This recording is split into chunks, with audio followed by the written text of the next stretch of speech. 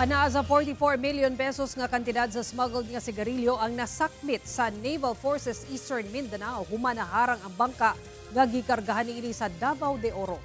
Sumala sa NFM nga samtang nagapahigayon og routine maritime patrol ni adtong Huwebes sa gabi, na monitor nila ang gisuspetsahang motorboat pinaagi sa mini typhoon MGS camera nga naa sa gilayong 3 nautical miles northwest sa Pantukan, Davao de Oro. Dihang na-intercept nailhan nga kini usa ka MB Kaysar nga dunay sakay nga 13 ka Filipino crew. Karga niini ang 1,118 boxes sa sigarilyo apan walay napakitang tukmang mga dokumento.